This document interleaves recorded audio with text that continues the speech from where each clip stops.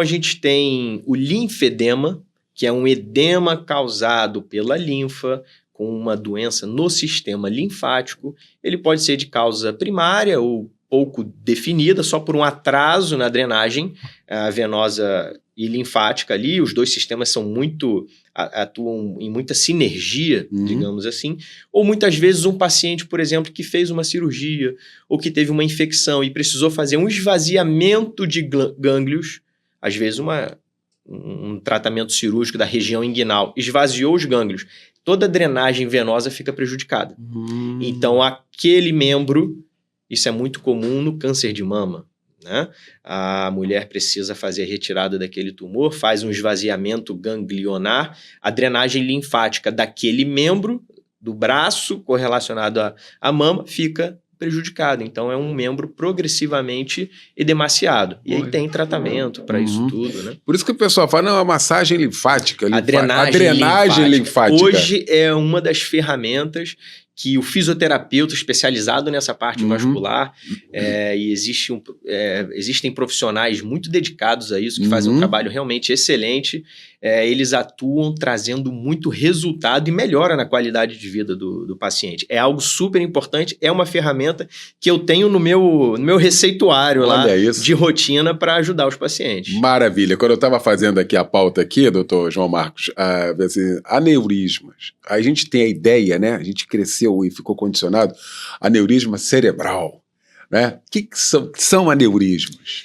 Vamos lá, definição do livro de aneurisma, né? O aneurisma é uma dilatação de uma artéria permanente. E o fluxo na artéria, como ele é um fluxo de alta pressão, porque ele recebe a pressão que vem do batimento cardíaco, né? Um aneurisma é aquela artéria que está muito dilatada e tem o risco de romper. É semelhante ao raciocínio da bola de encher de festa de criança. Quanto mais a gente encher, maior o risco daquela bola estourar. Sim. O aneurisma é exatamente a mesma coisa. Qual é o grande detalhe que a população, em geral, se confunde muito, né? O aneurisma, ele não dá só nas artérias intracranianas. Olha aí, tá vendo? Então, a gente trata aneurisma da aorta abdominal. Olha. Aneurisma de artérias viscerais que irrigam, por exemplo, o baço. Isso é comum na mulher, que inclusive uma mulher em idade gestacional que tem um histórico familiar, ela deve fazer uma busca ativa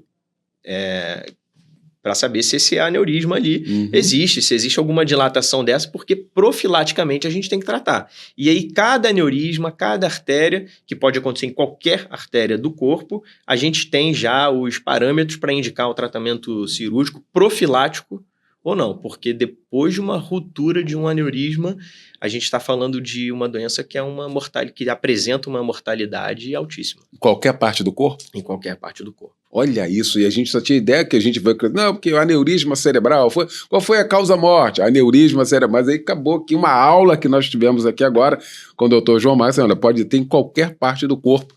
É igual a trombose?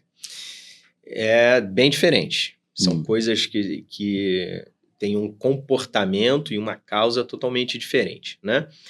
Então, vamos raciocinar que os vasos sanguíneos são os canos de uma casa, né? Então, o aneurisma é quando um cano enfraquece a parede dele e ele fica dilatado. O fluxo por dentro desse cano, desse vaso sanguíneo, ele é alterado e a gente tem um risco de ruptura, porque ele continua recebendo muita pressão. Já a trombose, que pode acontecer tanto nas artérias quanto nas veias, é uma obstrução desse cano. Olha aí. Então, o mais comum é uma trombose venosa. O paciente tem alguma causa, aí pode ser um pós-operatório com um período prolongado de restrição ao leito, por exemplo. O paciente tem uma doença familiar, a gente chama de trombofilia, né? Uma predisposição dele a formar trombo, enfim. E aí, na veia, ele forma um coágulo, esse coágulo obstrui a drenagem venosa, só que o sangue continua tentando passar, porque a gente tem todo um sistema fechado ali. E o problema da trombose venosa é que esse coágulo pode desprender, ele ganha a circulação venosa novamente e pode provocar uma embolia pulmonar, que seria um quadro também de uma complexidade, uma gravidade altíssima. Quando a gente fala de trombose arterial, é o raciocínio mais pensando no infarto, por exemplo, certo, na isquemia. Porque a artéria está levando o sangue para aquele órgão. E naquele órgão, naquela artéria, melhor dizendo, quando a gente tem uma obstrução do fluxo sanguíneo, uma trombose arterial, normalmente isso acontece em cima de uma placa de ateroma, aquela placa de gordura que o paciente investiga quando faz um ecodoppler de carótida, que pode dar nas pernas também. Em cima daquela placa forma um coágulo e aquele órgão deixa de receber o sangue. Então, aquele órgão que precisa do sangue para viver, sim, ele passa a sofrer isquemia. Dependendo do tempo, essa isquemia pode ser irreversível, que é o que a gente chama de infarto. Se for no coração, um infarto agudo do miocárdio. Se for, por exemplo, numa perna, uma isquemia crítica de membro inferior. E a gente tem mesmo um dano tecidual aí que muitas vezes é irreversível. Na gravidez, pode aumentar essa possibilidade? A mulher, quando está grávida, ela tem uma alteração hormonal muito intensa. Então, a gente tem fases da gestação ali. E principalmente, isso é um ponto muito, muito importante, porque as alterações todas que acontecem hormonais, né, que acontecem no corpo da mulher, relacionadas à trombose que a gente está falando, elas se perpetuam inclusive após o parto. Então, o paciente que tem um risco maior, e tudo isso a gente calcula de acordo com a história pessoal, história familiar, comportamento dessa paciente, a gente faz cálculos dizendo se essa paciente precisa tomar Clexane, que é uma medicação, que é um anticoagulante, né? Super comum aí no mercado, que é a enoxaparina, profilaticamente para evitar uma trombose e tudo mais. Mas a gente também tem as alterações, digamos, do próprio corpo, uma alteração na pelve, um útero que está crescendo, o útero gravídico, uma compressão em segmentos venosos na própria pelve.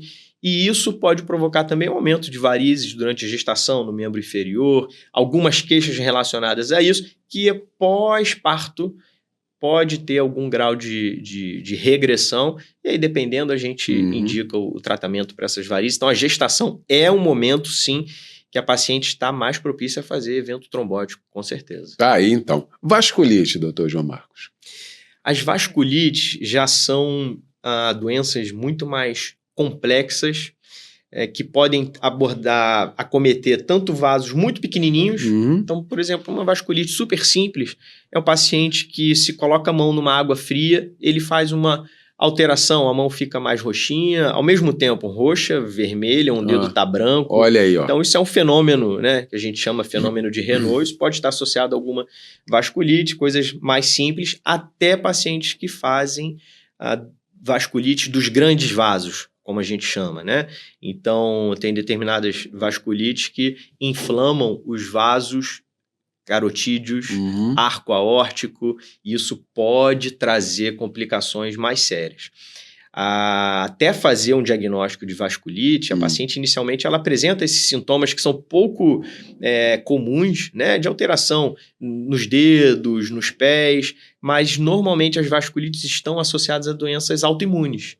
Então, a especialidade da reumatologia é uma especialidade que atua na investigação e tratamento em conjunto com a gente, guiando, né, esses pacientes. É algo, sim, que não é tão frequente, mas o paciente que sofre com os sintomas é um paciente que precisa de uma atenção bem dedicada também. Arteriosclerose, Dudu.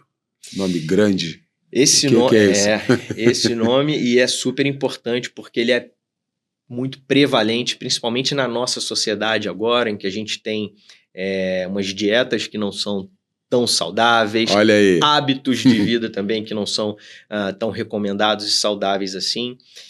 A aterosclerose é o processo de formar placas de ateroma dentro das artérias.